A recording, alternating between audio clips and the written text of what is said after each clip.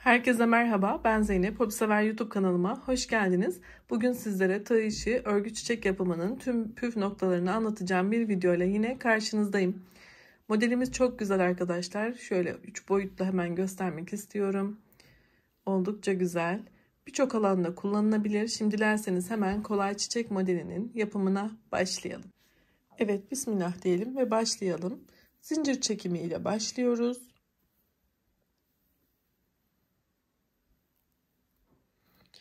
10 tane zincir yapalım.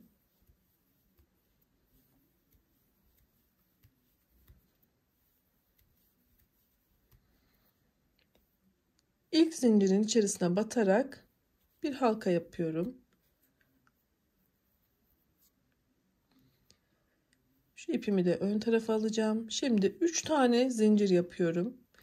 Ve bu halkamın içerisine 2 kere de çıkarttığım trabzanlar yapıyorum. Bir kere sarıp 2 kere çıkartıyorum. 2 2 şeklinde ve toplamda 23 tane ikili trabzanım olmalı. Zincir hariç 23 tane ikili trabzan yapalım. Aynı şekilde ikili trabzanlarla devam edelim. 23 tane ikili trabzanım yaptığım zincirimle birlikte 24 tane oldu. Şimdi zincirimin tepesindeki zincire batarak kaydırma yapıyorum. Şöyle bakın. Şimdi 3 tane zincir yapalım. Üzerine aldım. Yanındaki trabzanın tepesine ikili trabzan,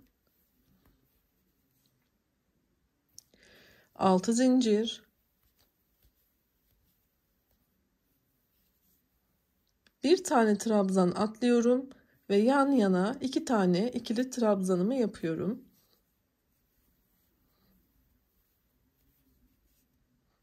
Altı zincir, yine bir tane atlayarak 2 taneye trabzanımızı yapıyoruz ve bu şekilde gruplarımızı yapmaya devam edelim. Aralarda 6 tane zincirimizi yapalım. Evet, sona kadar geldim. Burada da ilk yapmış olduğum zincirin tepesine batarak kaydırma yapıyorum ve eklememi yapmış oldum.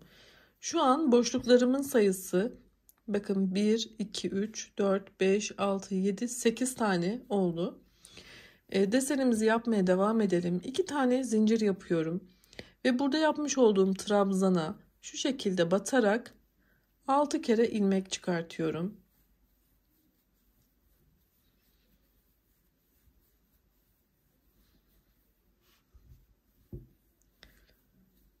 6 kere çıkarttıktan sonra ilmeklerimi hemen trabzanımın altındaki zincire de batıyorum ve buradan da 6 tane ilmek, pardon 3 tane ilmek çıkartıyor olacağım. Şöyle bakın, şuradan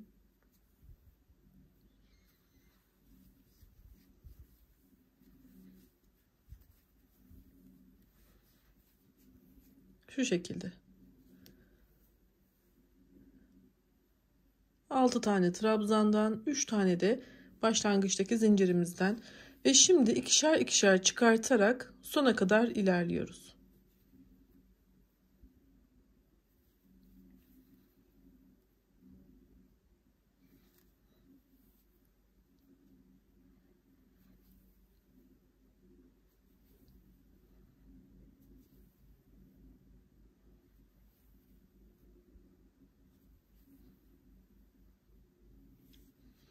Dokuz adımda çıkarttım.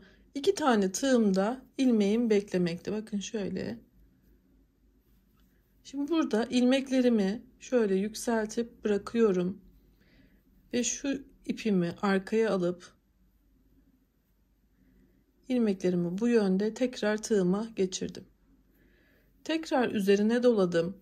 Yandaki trabzanımdan şu şekilde yine 6 tane ilmek yükseltiyorum.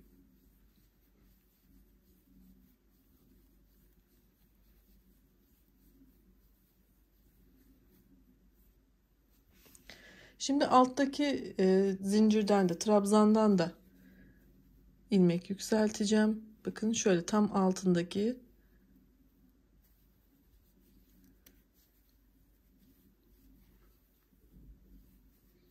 3 tane de burada yükselttim. Ve yine 9 adımda çıkartıyorum. İkişer ikişer çıkartalım.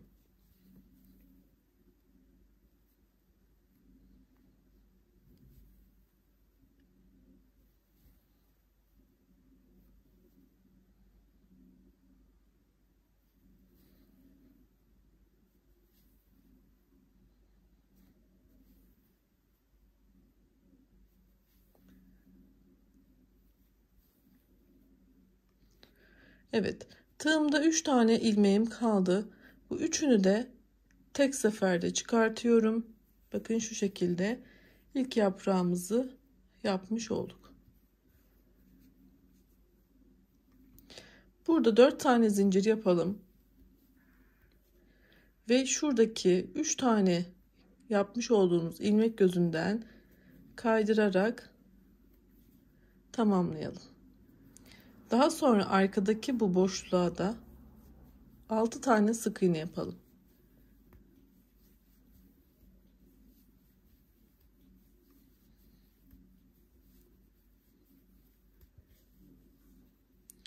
Hemen şöyle bakalım.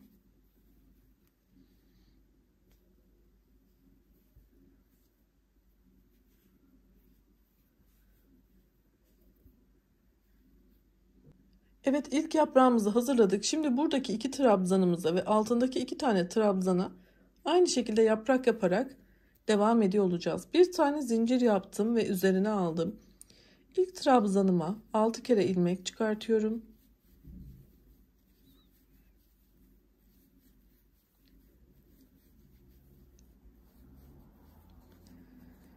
Yine bu trabzanımın altındaki tam denk gelen trabzandan da 6 tane ilmek, pardon 3 tane ilmek çıkartıyorum. Toplam 9 ilmek olacak. Ve 9 adımda çıkartmaya başlayalım. İkişer ikişer çıkartalım.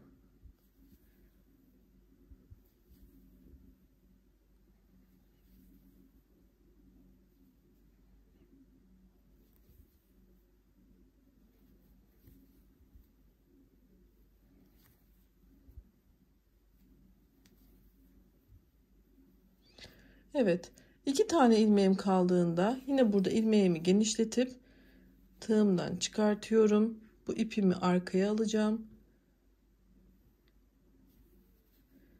Ve şimdi yaprağımın diğer yarısını yapıyor olacağım.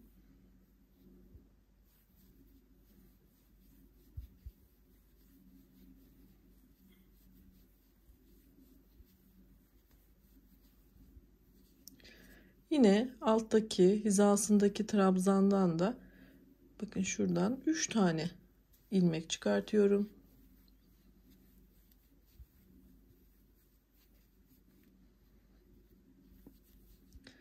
Yine ikişer ikişer çıkartmaya devam edelim.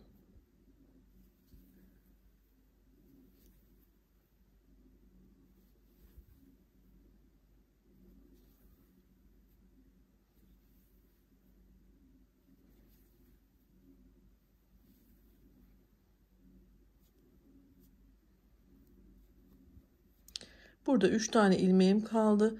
3 tane ilmeği ise tek seferde çıkartıyorum ve 4 tane zincir yaparak buradan alıyorum tekrar ve kaydırma yapıyorum.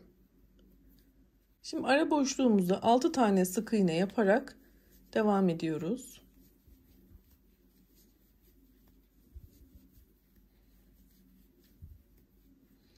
Hemen şöyle desenimize bakalım. Yapraklarımızı yapmış olduk. Bir diğerine geçerken yine bir tane zincir yaparak aynı şeyi devam ettiriyoruz. 6 tane burayı yaptıktan sonra 3 tane de yine buradan ilmek çıkartarak bunu devam ettireceğiz. Daha sonra diğerini ve hepsine aynı şekilde yapraklarımızı yapalım. Şöyle bakın, tüm açılardan görmenizi istiyorum. Ben de devam edip geliyorum. Evet, ben devam ettim, yapraklarımı yaptım. Toplamda 8 tane yaprağımız oluştu. Şöyle ve artık bitirelim. Şu sık iğnelerimi yaptıktan sonra başlangıçta yapmış olduğumuz 4 tane zincirimiz vardı. Oraya ekleyerek şöyle kaydırma yapıyorum. Arkadan da bir tane zincir yaparak ipimi kesiyorum.